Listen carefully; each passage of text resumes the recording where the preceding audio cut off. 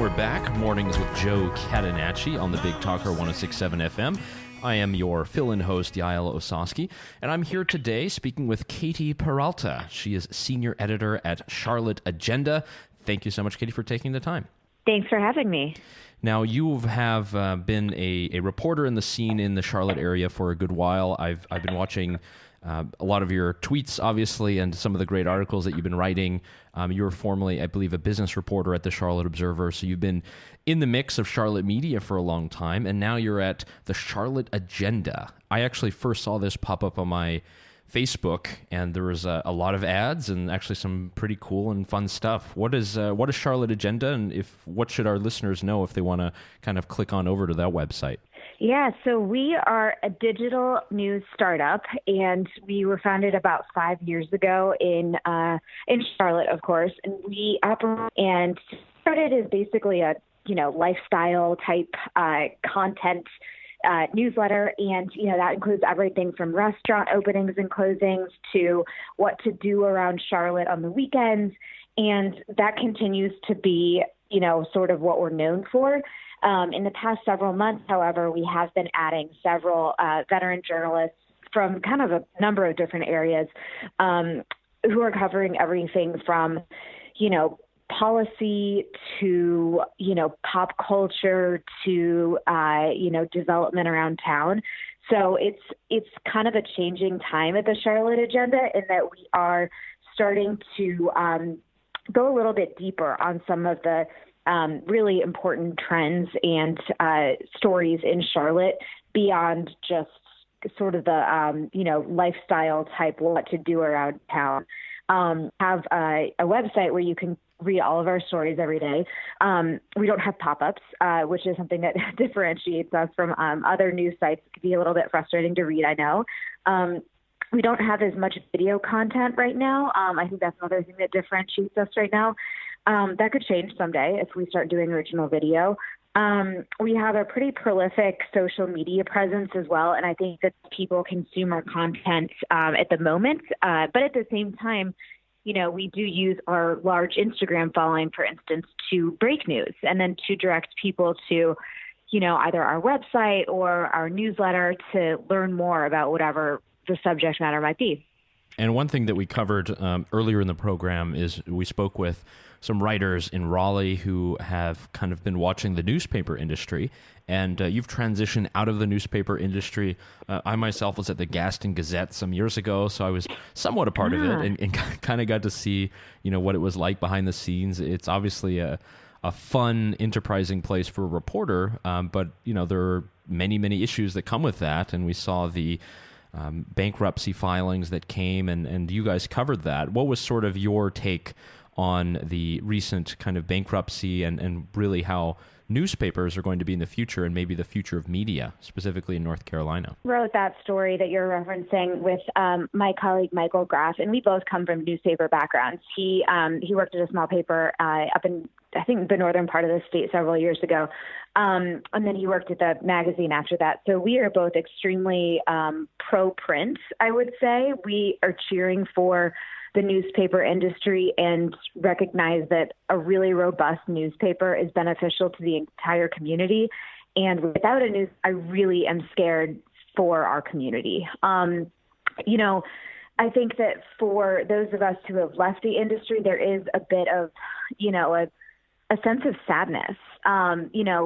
Certainly because we have personal experience there. I think that we can speak to the experience from what it's like within the industry and how things have changed in recent years. But, the bankruptcy of McClatchy certainly, kind of turned a new for the company. They are now owned by Catham, which is a hedge fund, and hedge funds are not notorious for investing a lot in newsrooms.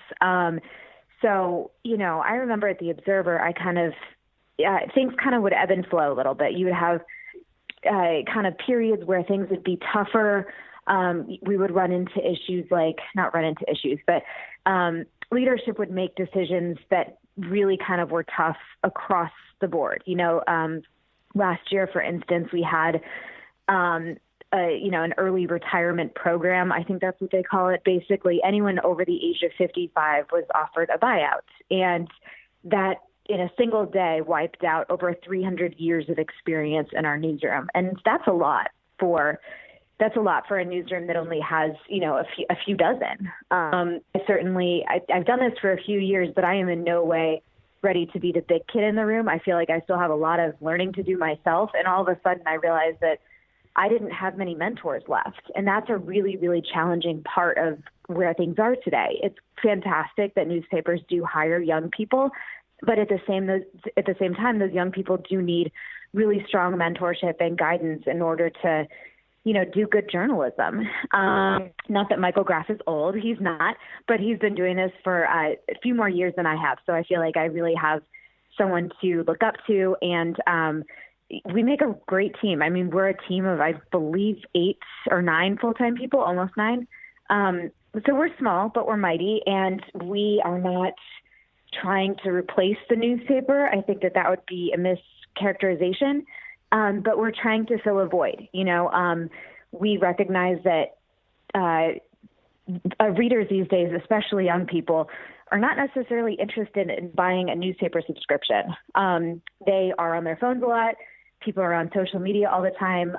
One of the first things I do personally in the morning is look at my email. So we want to meet people where they are. And if that's on their phones, if that's, on their laptops, if they are just looking for something to read in the morning, we want to be there for that. And you mentioned that you guys have kind of gone from being more of a lifestyle website and really making it sort of a one-stop shop for a lot of political news and things happening with real estate or the brewery boom. I mean, what do you think is the advantage of this kind of more local reporting, which, as you said, is very, very important? But what is the advantage of providing, everything that you're talking about from, good, sexy reporting that gets to the point online? I think that we try to be sort of like your really informed friend or neighbor.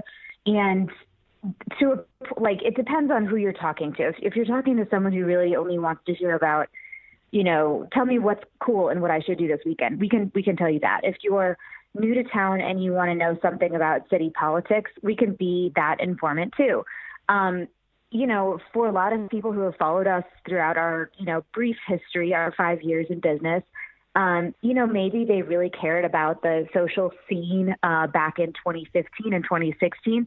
Maybe they're growing up, maybe they're buying a house, maybe they're having kids. And so we recognize as our audience is maturing that so too should our content. I'm not saying that we're necessarily going to have the same readership as the Charlotte Observer, right away. And one of your recent articles, I think it's from earlier this year, that I really liked and tweeted out there at the time was, what's with all the eye rolling over Charlotte's brewery boom? And you talk about the critics, about the very large brewery scene now in Charlotte. This is growing more and more, and it seems as if there's not much excitement, or it's almost met with criticism in the community. Yeah, and that's, I think when I tweeted out my initial, shock at the quote-unquote brewery critics, I hadn't really stopped to consider all of the reasons that people might be sort of rolling their eyes over this, seemingly impressive small business boom. Some people are truly just sick of beer, and they're like, how many breweries can we have? Are we getting sick of it yet? Other people, particularly low income and minority growth in Charlotte. And, you've heard the study from 2014 cited a million times. Charlotte is like number 1 in the country for, or number 50 in the country for economic mobility. If you're born into poverty here, it's the hardest here than anywhere in any other major city in the U.S. So the brewery boom to a lot of people just represents, more investment in already rich communities, more growth among white, mostly male business owners. Something that I found really important to unpack, because it's more than just surface level eye rolling. It's really like, we want to make sure that attention is paid to all different small businesses, and we want to make sure that people are patronizing all different types of small businesses, not necessarily just the the sexy new brewery down the street, if that makes sense. Of course, of course. We're talking with Katie Peralta of the Charlotte Agenda. Katie, what are some of the next stories that you're working on or big things that you are trying to put your reporting focus on in the next couple of months? Currently, we are just trying to figure out how to handle all this coronavirus coverage, if we're being completely honest. Things seem to have escalated pretty quickly, both in Charlotte and around the U.S. We don't have any confirmed cases here, but I think it's sort of just a matter of if, not when, is what I'm understanding.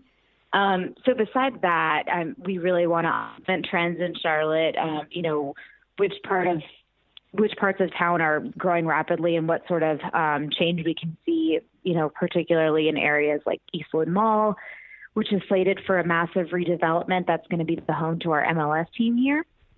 Otherwise, we have kind of pockets of town that have seen really massive growth for a number of reasons.